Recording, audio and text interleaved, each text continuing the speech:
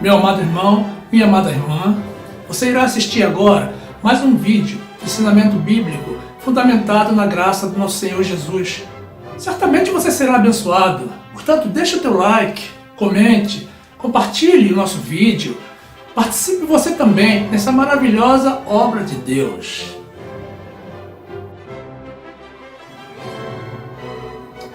Graça e paz, meus amados irmãos, povo que confia e espera no Senhor. A palavra de Deus diz assim, na carta do apóstolo Paulo aos Efésios, capítulo 5, versículo 22, vós mulheres, sujeitai-vos a vossos maridos como ao Senhor, porque o marido é a cabeça da mulher, como também Cristo é a cabeça da igreja, sendo ele próprio o salvador do corpo. De sorte que, assim como a igreja está sujeita a Cristo, assim também as mulheres sejam em tudo sujeitas a seus maridos.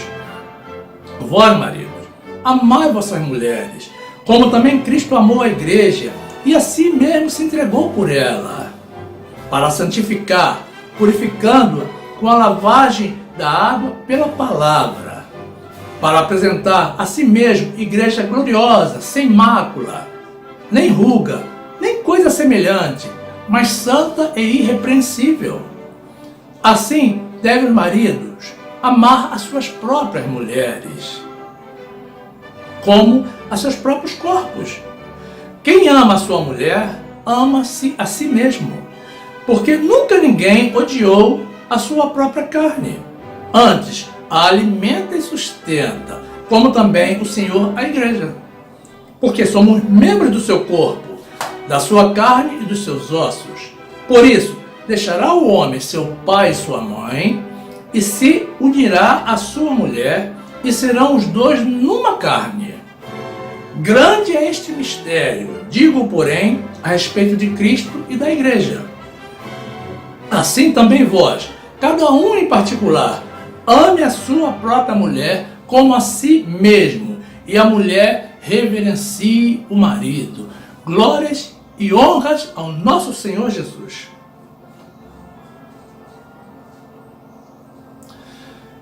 Meu amado irmão, minha amada irmã, que essa palavra te traga mais segurança nas promessas do Senhor, no nome de Jesus.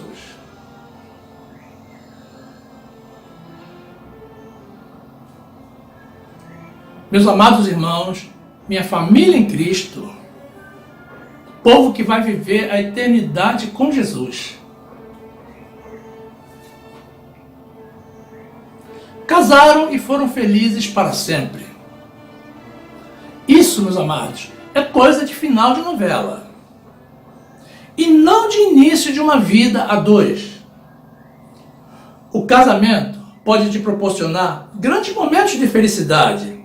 E, na verdade, deve te proporcionar, tomando-se naturalmente os devidos cuidados. Mas esteja também preparado para os momentos de tempestade, porque certamente eles virão. Nunca se esqueça de que o amor é sofredor, mas é benigno.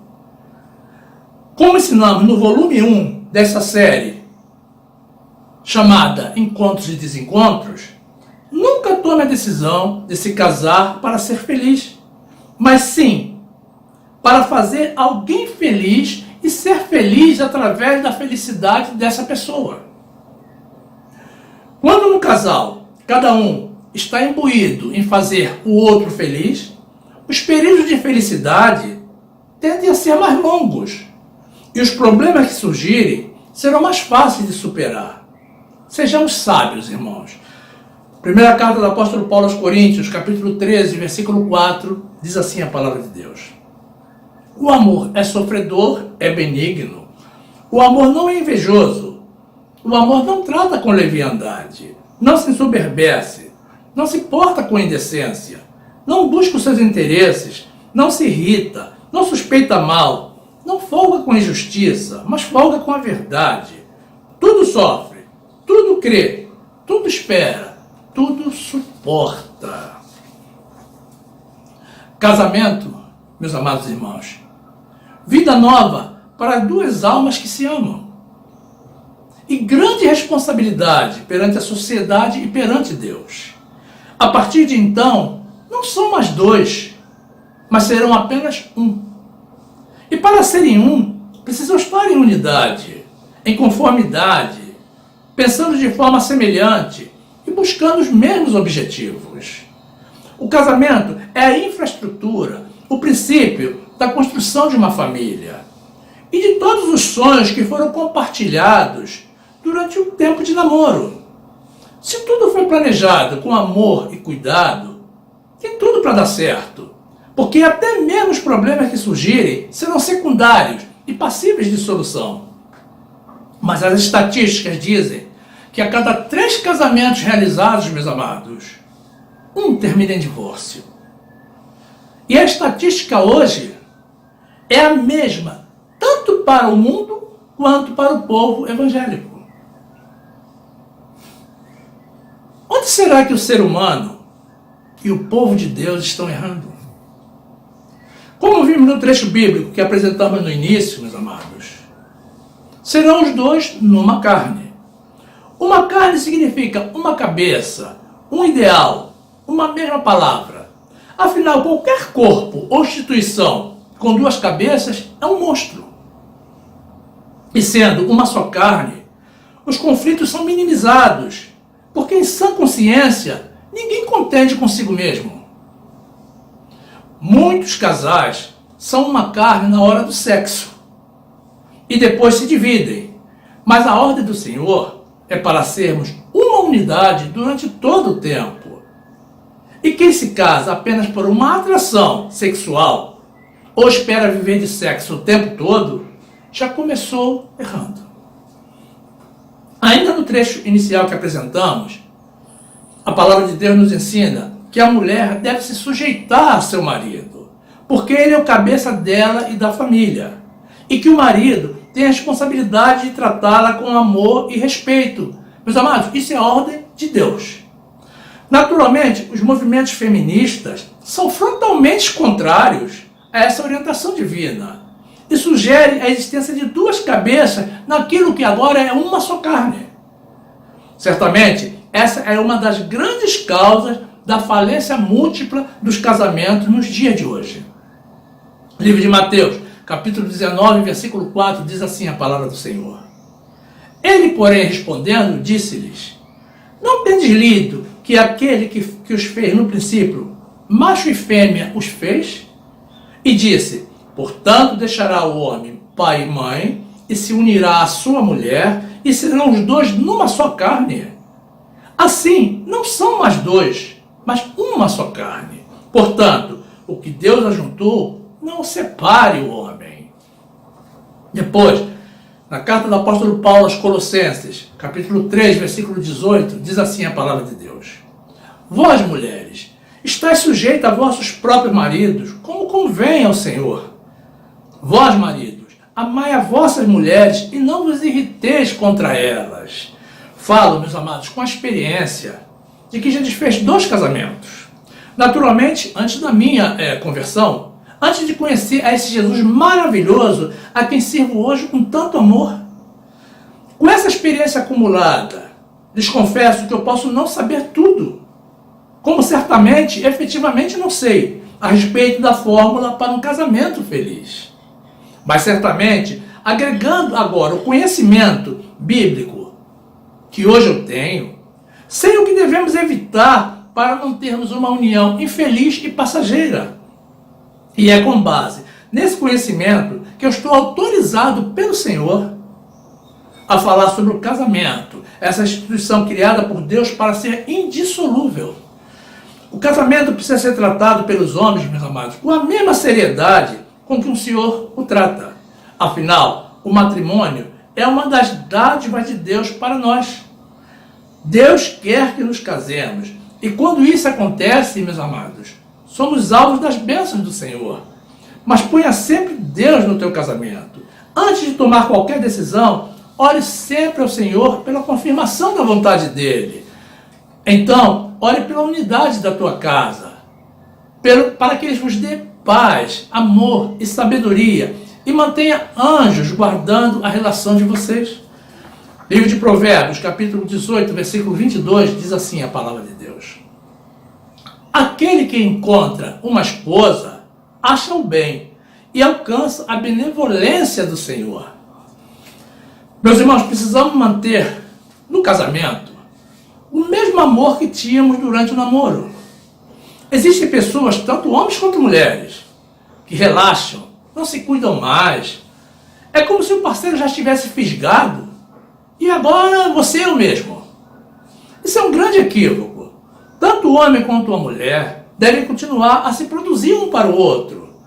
Não pode ser que encontremos tantas pessoas bem apresentadas na rua e chegando em casa encontremos o nosso cônjuge descuidado, mal vestido, diferente do que era antes do casamento, uma outra pessoa. Livro de Cantares, capítulo 1, versículo 8, diz assim a palavra do Senhor: se tu não o sabes, ó mais formosa entre as mulheres, sai-te pelas pisadas do rebanho e apacenta as tuas cabras junto às moradas dos pastores. As éguas dos carros de Faraó te comparo, ó meu amor. Formosas são as tuas faces entre os teus enfeites, o teu pescoço com os colares. Glórias a Deus. Você tem que estar buscando a felicidade do teu cônjuge. Portanto, não se esqueça das coisas que são importantes para ele ou para ela, por mais simples que sejam. Por exemplo, os passeios do fim de semana, as datas de aniversário, de nascimento, de vocês e dos filhos, e até mesmo da sogra. Aniversário de casamento, de namoro, e também das rosas do domingo. Nunca deixe para trás os valores que você assimilou durante o namoro. Todo cuidado é pouco para não fazer do teu encontro com essa pessoa um infeliz desencontro. Procure sempre evitar os conflitos. Se ela usa o creme dental apertando no meio, em vez de apertar embaixo, não se aborreça por isso. Compre outro tubo para ela. E se ela ainda assim pegar o teu tubo para apertar no meio, pegue o dela e aperta embaixo. Certamente isso terminará em risos e o problema será superado entre vocês. Não desperdice energia com poucas coisas. Guarde-a para os grandes desafios que certamente surgirão. Livro de Mateus, capítulo 5, versículo 9, diz assim a palavra de Deus: bem-aventurados os pacificadores, porque eles serão chamados filhos de Deus. Meus irmãos, é preciso dialogar, conversar sobre os problemas, esgotá-los e encerrá-los. Não deixá-los se acumular. Pequenos problemas se avolumam como fermento e alcançam uma dimensão em que fica muito difícil tratá-los. E isso tem sido a causa de dissolução de muitos relacionamentos. Quando Deus diz que não se ponha o sol sobre a vossa ira, Ele nos está instruindo para não irmos para a cama com problemas por resolver. Usemos, pois, a sabedoria divina. Efésios, capítulo 4, versículo 23, diz assim: e vos renoveis no espírito da vossa mente, e vos revistais do novo homem, que segundo Deus é criado em verdadeira justiça e santidade. Por isso deixai a mentira, e falai a verdade, cada um com seu próximo, porque somos membros uns dos outros. Irai-vos e não pequeis. Não se ponha o sol sobre a vossa ira. Não deis lugar ao diabo. Greve conjugal, meus amados, não agrada ao Senhor. O corpo da mulher pertence ao homem. E da mesma forma, o corpo do homem pertence à mulher. Quando casados, não mercantilize. Não negocie com o seu corpo. Vocês têm uma dívida permanente, meus amados, um para com o outro.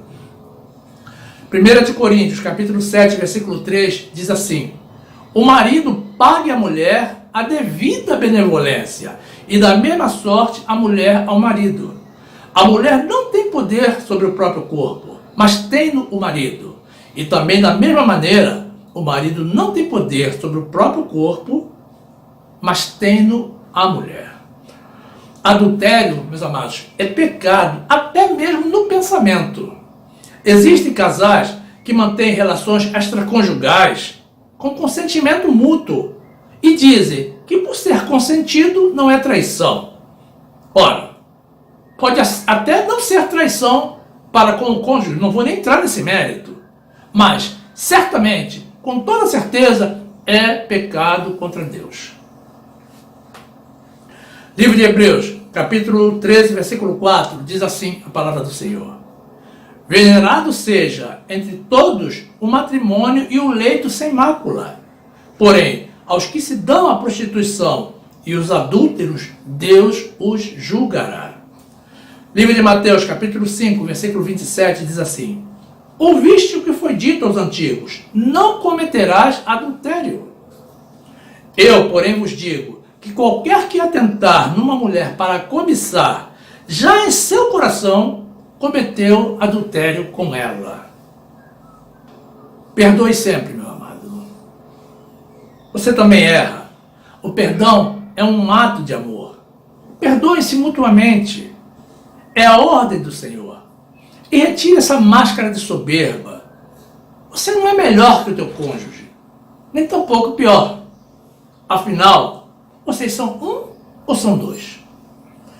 Livro de Colossenses, capítulo 3, versículo 12, diz assim a palavra de Deus: Revesti-vos, pois, como eleito de Deus, santos e amados, de entranhas de misericórdia, de benignidade, humildade, mansidão, longanimidade, suportando-vos uns aos outros e perdoando-vos uns aos outros, se alguém tiver queixa contra outro.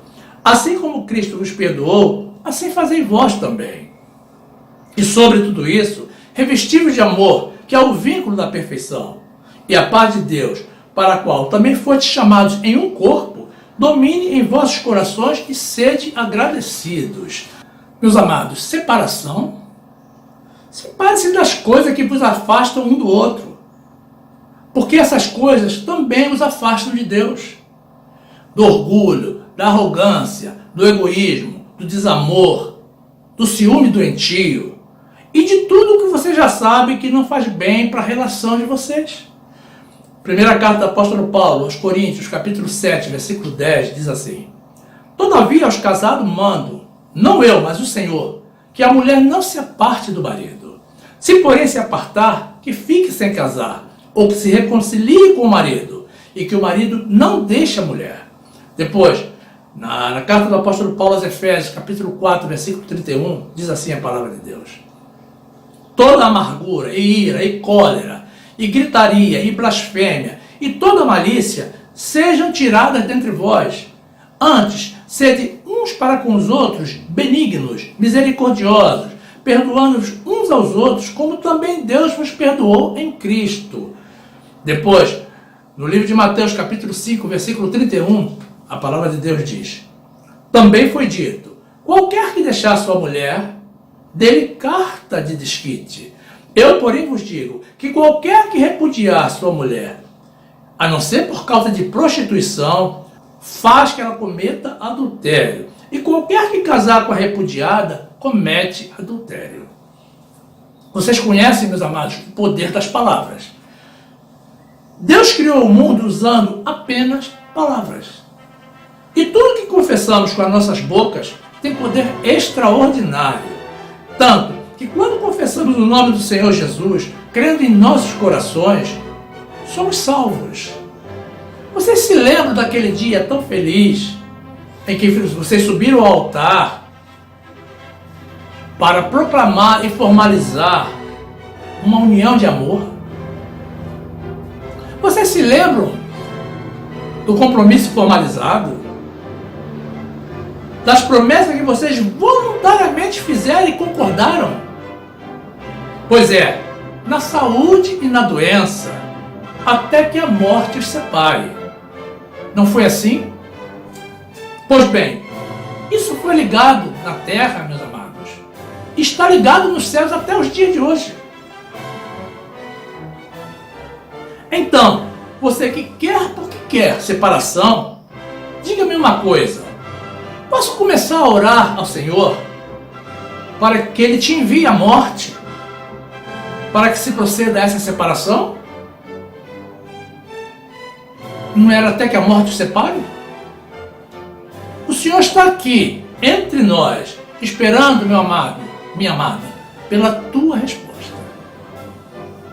Livro de Mateus, capítulo 18, versículo 18, diz assim a palavra de Deus: Em verdade vos digo que tudo que ligardes na terra será ligado no céu, e tudo que desligardes na terra será desligado no céu. Também vos digo que, se dois de vós concordarem na terra acerca de qualquer coisa que pedirem, isso lhe será feito por meu Pai que está nos céus. Porque onde estiverem 2 ou 3 reunidos em meu nome, aí estou eu no meio deles. Que o Senhor, meu amado irmão, minha amada irmã, abençoe a união de vocês, que lhes dê proteção contra as interferências do mal, que lhes dê longanimidade, paciência, humildade e amor, e paz na união de vocês, e que ele aumente em cada um de vós o temor do Senhor, que é o princípio da sabedoria, e o desejo, a necessidade de seguir as palavras dele, de se submeter a ele, de agradá-lo acima de tudo. Que ele lhes dê, meus amados, sabedoria para usar a sabedoria dele, ao invés da sabedoria de vocês. E que ele sufoque toda a raiz de desavença, de desentendimento que possa surgir entre vocês. Que assim seja nas vossas vidas, no nome de Jesus. Que essas palavras, meus amados, gerem frutos nas vossas vidas, a 30, 60 e a 100 por um. No nome de Jesus, fiquem na graça e na paz do nosso Senhor e Salvador, Jesus Cristo. Toda honra e toda glória sejam dadas a Ele, somente ao nosso Senhor Jesus. Amém.